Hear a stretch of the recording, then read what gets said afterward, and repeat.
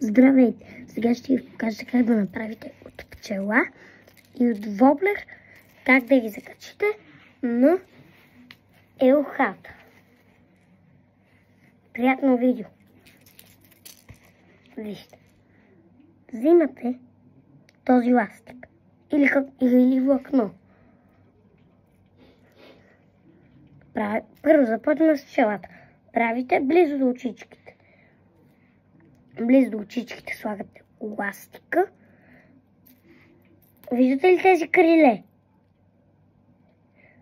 На тези криле слагате влакното. След като го сложите, умотавате един път и го закачате на крилото. Виждате ли?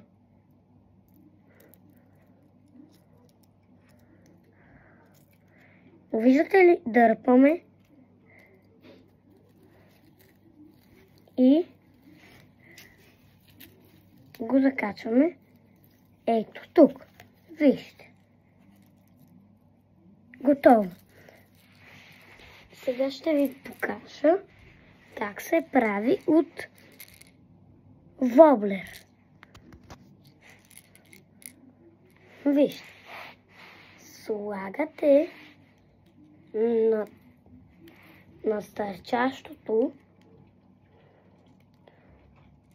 Не слагате ето така. Умотавате няколко пъти. Слагате на... Виждате ли пак? Слагате на ето това тук или на ето това. Едно от двете. И слагате това. На това ще ви покажа. Ето, умотавате няколко пъти. Виждате ли? Умотавате. Слагате на...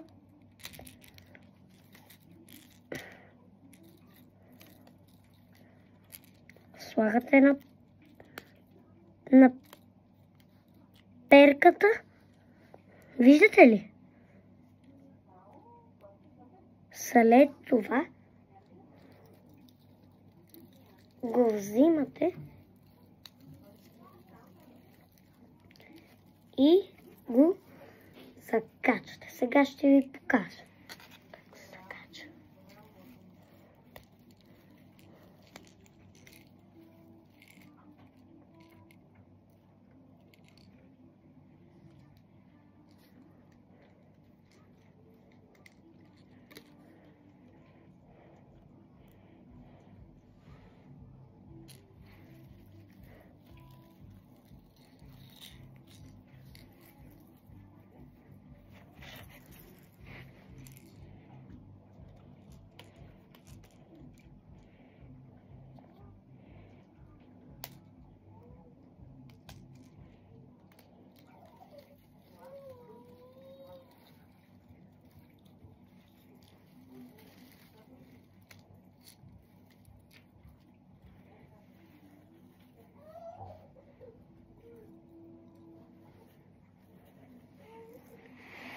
И вижте как се ти. Довиждане, дано да ви е харесало, Даниел Лайков.